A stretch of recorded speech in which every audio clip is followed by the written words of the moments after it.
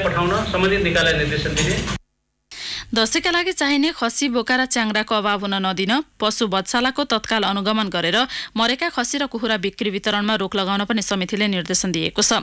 भारतबाट आयात हुने चामल कम गुणस्तरको हुने गुनासो आएकाले आयातित चामलको गुणस्तर सहित सम्पूर्ण विवरण पनि 10 दिनभित्र पेश गर्न भनिएको छ। चिनीको गोदाममा अनुगमन गरेर कालोबजारी गर्नेलाई कारबाही गर्न र उपभोक्तालाई मार्न पर्ने गरी मूल्य निर्धारण गर्न पनि समितिले निर्देशन दिएको छ।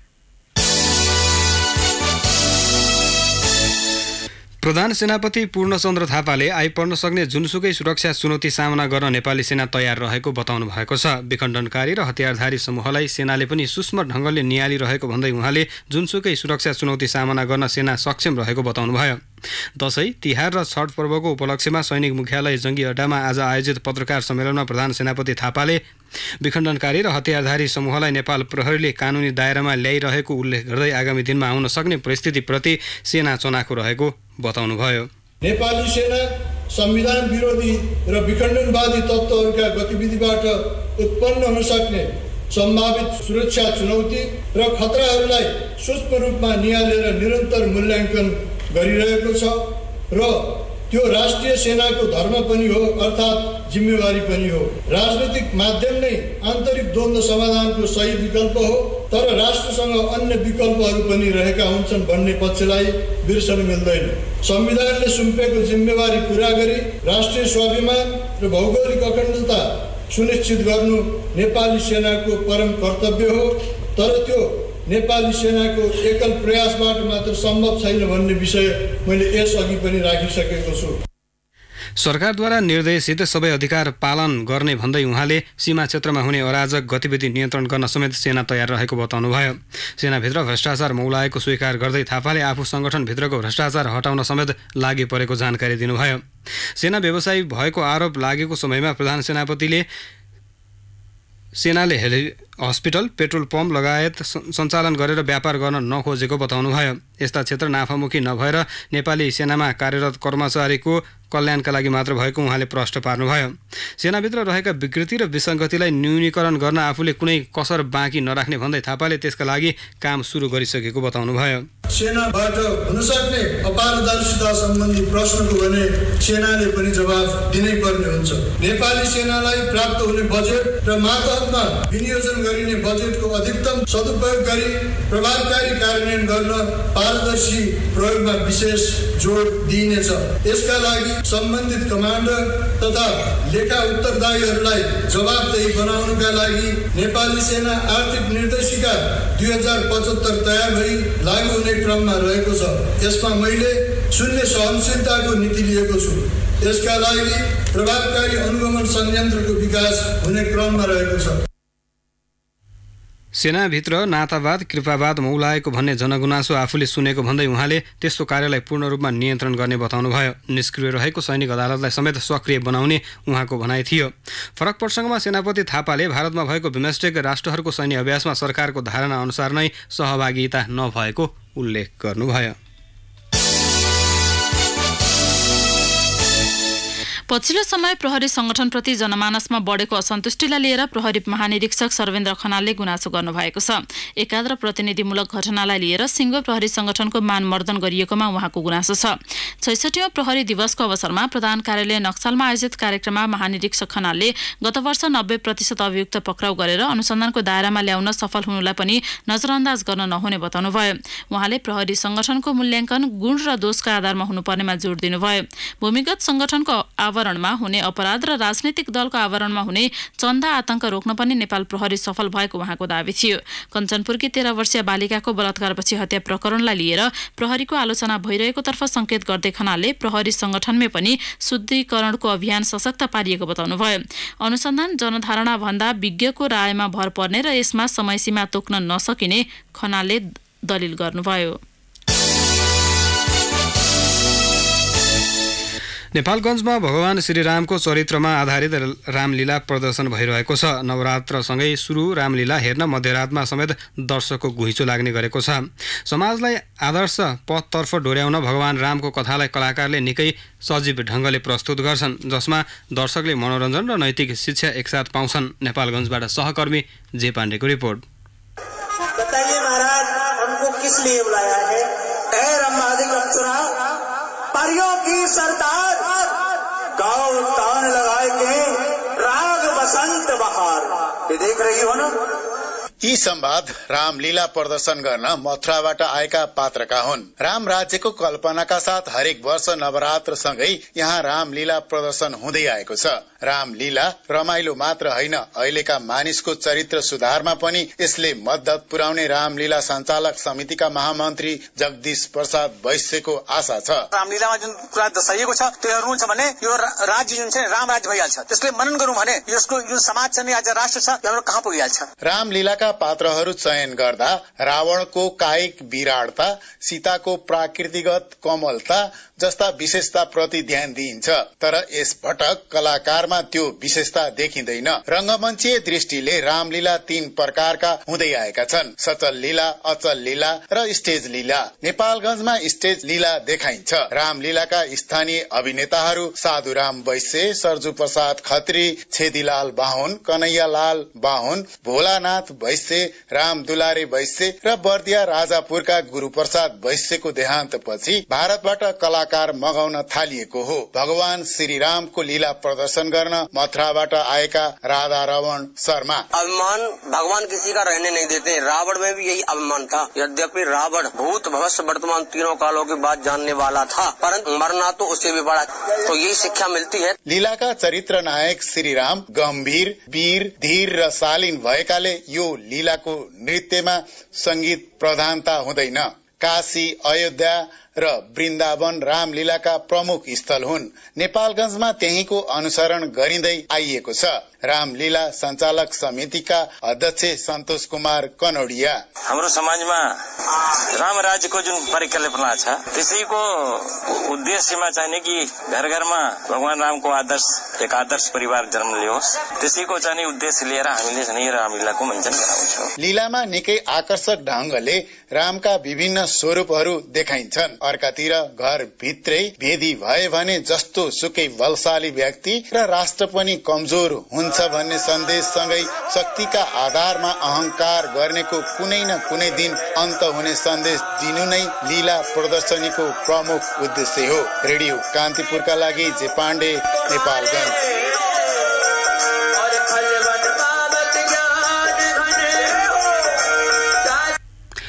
नेपालगञ्जबाट सहकर्मी जे पाण्डेको रामलीला सम्बन्धी रिपोर्टपछि कान्तिपुर डायरीमा अब ब्रेकको पालो।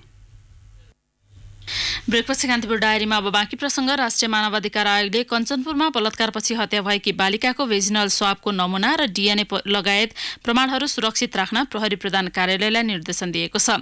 घटना सम्बन्धमा आज विज्ञहरूसँग छलफलपछि आयोगले प्रमाणहरू जे जस्तो अवस्थामा छन् सोही रूपमा सुरक्षित राख्न प्रहरी प्रधान कार्यालय नक्सालाई निर्देशन दिएको हो। आयोगले मृतक बालिकाको भेजिनल स्वाब नमुना सङ्कलन गरी केन्द्रीय प्रहरी विधि विज्ञान प्रयोगशाला पठाउँदा अपनाइएको प्रक्रियाबारे जानकारी गराउन महाकाली अञ्चल अस्पताल कञ्चनपुरलाई पनि पत्रचार गरेको निमित्त सचिव मुरारी प्रसाद खरेलले जानकारी दिनुभयो। आयोगले सो घटनाको सन्दर्भमा गरिएका चिकित्सकीय जाँच तथा सबुतहरूको वैज्ञानिक परीक्षणका सम्बन्धमा राय सुझाव लिन कानुनी चिकित्सा विज्ञ र डीएनए विज्ञहरूसँग आज छलफल गरेको थियो। नेपाल पत्रकार महासंघले संचारकर्मीको न्यूनतम तलब वृद्धि पारिश्रमिक निर्धारण समितिको सिफारिस गरेभन्दा कम भएकोमा आपत्ति जनाएको छ। समितिले श्रमजीवी पत्रकारको पारिश्रमिक 50% बढाउन सिफारिस गरे पनि सरकारले 25% मात्र बढाएको थियो। महासचिव रमेश विष्टद्वारा जारी विज्ञप्तिमा भनिएको छ, महासंघ श्रमजीवी पत्रकार, मिडिया सञ्चालक र सरकारी पक्ष समेत रहेको न्यूनतम पारिश्रमिक निर्धारण समितिले श्रमजीवी पत्रकारको न्यूनतम पारिश्रमिक 29,500 बनाउन गरेको सिफारिस लत्याउँदै 24,500 रुपैयाँ मात्र बनाउने सरकारको निर्णयप्रति महासंघ दुःख प्रकट गर्छ। महासंघले समितिको सिफारिस अनुसार न्यूनतम पारिश्रमिक पुनरावलोकन गर्न सरकारसँग माग समेत गरेको छ। केही सञ्चार माध्यमले श्रमजीवी पत्रकारलाई समयमा पारिश्रमिक उपलब्ध नगराएकोमा समेत महासंघले आपत्ति जनाएको छ।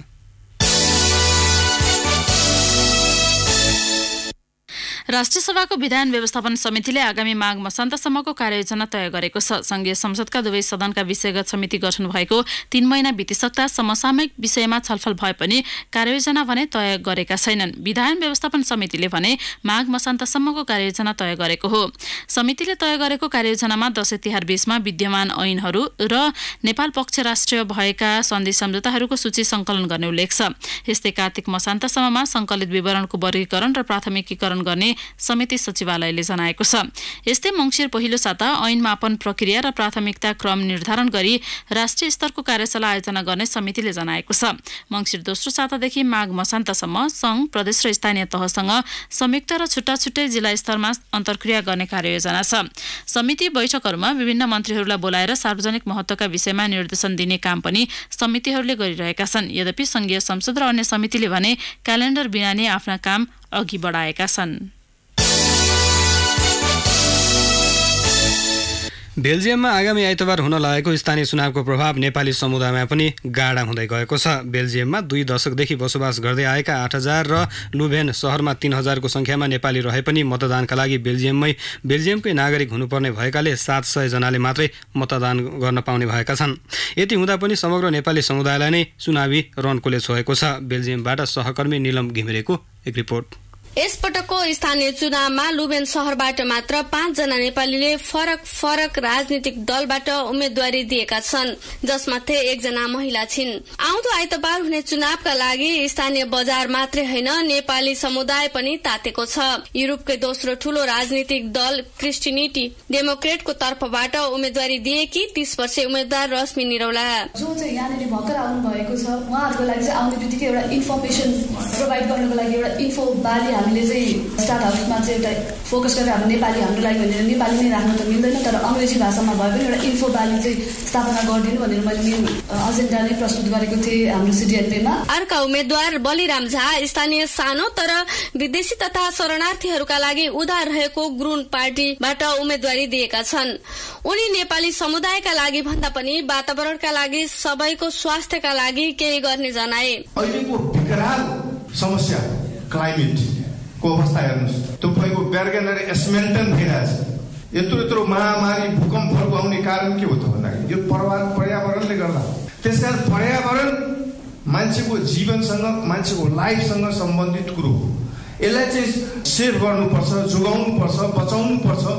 एसपीआको तर्फबाट अर्का उम्मेद्वार हुन् सूर्य ढकाल। उनले स्थानीय नगरपालिकामा केही सीट पाएको, विदेशीहरूका लागि केही उदारता रहेको पार्टी एसपीआबाट उम्मेदवारी दिएका हुन्। नेपाली समुदायलाई सहयोग गर्ने सपना रहेको बताउने ढकालले कस्ता सपना बोकेका छन् होला त?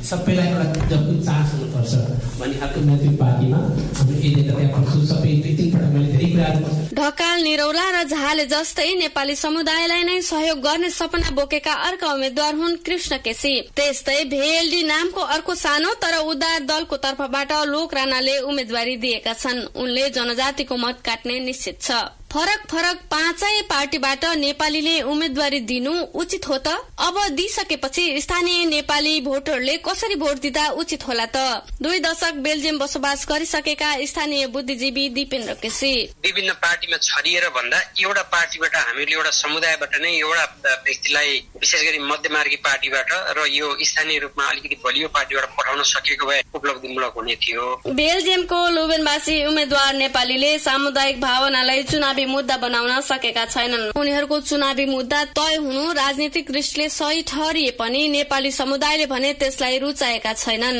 कान्तिपुर एफएमका लागि निलम घिमिरे, बेल्जियम। रूपन्देहीकी 16 वर्षीय किशोरीलाई सामूहिक बलात्कार गरेको आरोपमा प्रहरीले 2 जनालाई पक्राउ गरेको छ। बलात्कारमा संलग्न अन्य 2 जना फरार छन्। इलाका प्रहरी कार्यालय बुटवलले आज पत्रकार सम्मेलन गरी बलात्कारमा संलग्न देवदह नगरपालिका 10 का 35 वर्षीय उदय थापा र बुटवल उपमहानगरपालिका 7 का 26 वर्षीय कृष्ण थापालाई सार्वजनिक गरेको हो। 4 जनाको समूहले किशोरीलाई गत मंगलबार शिवनगर जंगलमा लगेर बलात्कार गरेको प्रहरीले जनाएको छ। उनीहरू विरुद्ध जिल्ला अदालतमा सामूहिक जबरजस्तीकरण मुद्दा दर्ता गरी थप अनुसन्धान भइरहेको प्रहरीले जनाएको छ।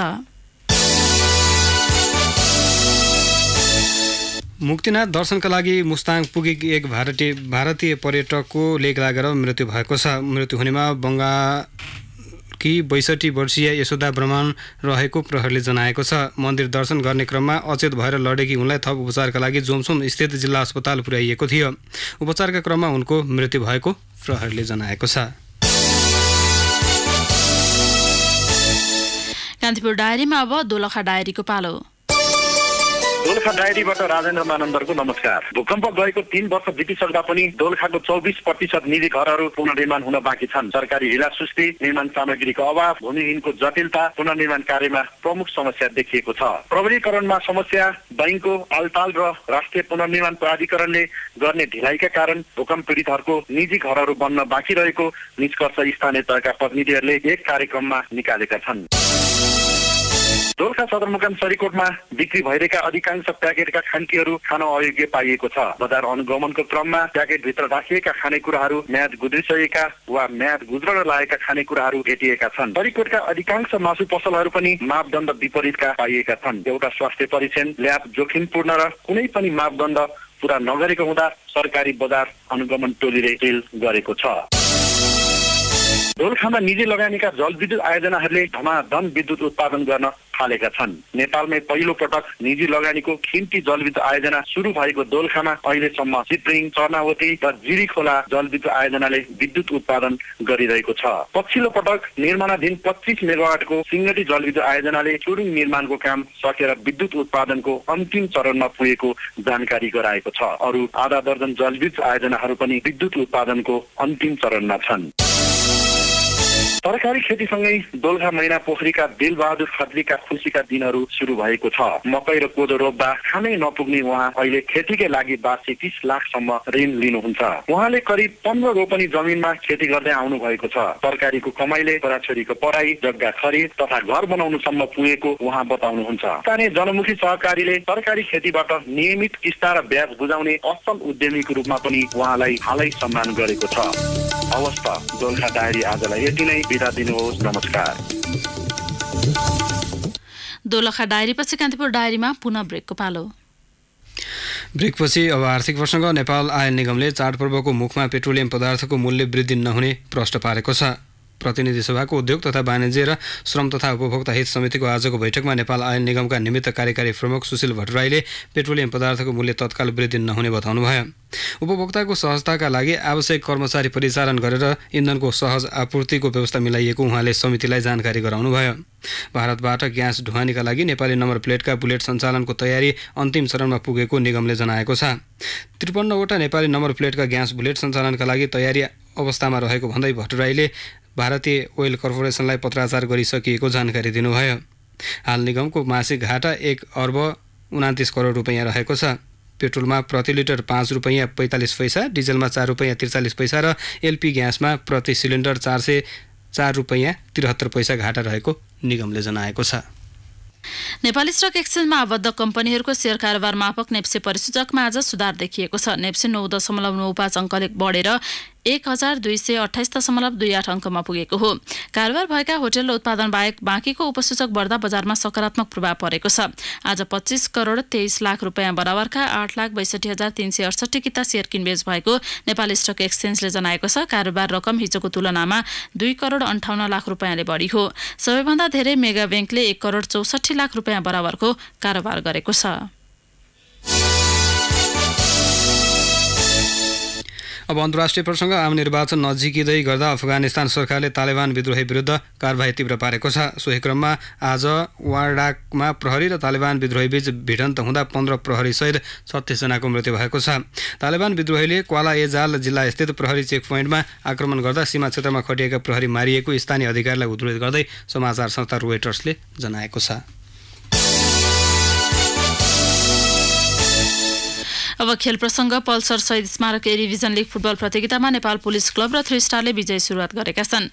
ललितपुरको 7 बाटो स्थित एन्फा कम्प्लेक्समा भएको खेलमा पुलिसले जावला खेल युथ क्लबलाई 1-0 गोल अन्तरले पराजित गर्यो। पुलिसको जितमा खेलको 32औं मिनेटमा अजित भण्डारीले निर्णायक गोल गरे। आजै भएको पहिलो खेलमा 3 स्टारले फ्रेन्च क्लबलाई 2-1 गोल अन्तरले पराजित गर्यो। 3 स्टारको जितमा खेलको 17औं मिनेटमा रञ्जन विष्ट र 83औं मिनेटमा बुद्ध चेम्जोङले गोल गरे। दोस्रो हाफको इन्जुरी समयमा फ्रेन्चका विकास लामाले गोल फर्काए, तर त्यति बेलासम्म जितसम्म धेरै ढिला भइसकेको थियो। जितसँगै पुलिस र 3 स्टारले 3-3 अङ्क बटुलेका छन्। प्रतियोगितामा भोलि हिमालयन शेर्पा र सशस्त्र प्रहरीको एपीएफ तथा ब्रिगेड बोइज र मनाङ मर्स्याङदी क्लब बीच प्रतिस्पर्धा हुनेछ। बागलुङको गलकोटमा जारी 22औं राष्ट्रिय महिला भलिबल प्रतियोगिताको सेमिफाइनल समीकरण पूरा भएको छ। आज भएको खेलमा आर्मी र पुलिसले दोहोरो जित दर्ता गर्दै अन्तिम 4मा स्थान बनाए। आर्मीले प्रदेश 7लाई 25-7, 25-11, 25-8 र कर्णाली प्रदेशलाई 25-6, 25-2 र 25-8ले पराजित गर्यो। पुलिसले प्रदेशलाई 25-11, 25-7, 25-13 तथा प्रदेश 2लाई 25-9, 25-7 र 25-10ले हरायो। गण्डकी प्रदेश एपीएफसँग 25-20, 25-13, 25-16ले पराजित हुँदा प्रदेश सुदूरपश्चिमलाई भने 25-16, 25-15 र 25-16ले हरायो। प्रतियोगिताको सेमिफाइनलमा भोलि सशस्त्र प्रहरीको एपीएफ र प्रदेश 5 तथा त्रिभुवन आर्मी र नेपाल पुलिस भिड्ने भएका छन्। प्रतियोगिताको विजेताले 50, दोस्रोले 30 र तेस्रो हुनेले 20,000 रुपैयाँ हात पार्नेछन्। जाँदा जाँदै news maker of the day. The news maker of the day. प्रधान सेनापति पूर्णचन्द्र थापाले आइपर्न सक्ने जुनसुकै सुरक्षा चुनौती सामना गर्न नेपाली सेना तयार रहेको बताउनु भएको छ। दशैं, तिहार र छठ पर्वको उपलक्ष्यमा सैनिक मुख्यालय जंगी अड्डामा आज आयोजित पत्रकार सम्मेलनमा प्रधान सेनापति थापाले विखण्डनकारी र हतियारधारी समूहलाई सेनाले पनि सूक्ष्म ढंगले नियालिरहेको भन्दै जस्तोसुकै चुनौती सामना गर्न सेना सक्षम रहेको बताउनु भएको हो। प्रधान सेनापति थापाले दिनुभएको सोही अभिव्यक्तिको सम्पादित अंशलाई आजको न्यूज मेकर अफ द डेमा प्रस्तुत गर्दै कान्तिपुर डायरीबाट भने साथी प्रिन्स र म प्रतीक्षा बिदा हुन्छौं। नमस्कार, शुभरात्रि।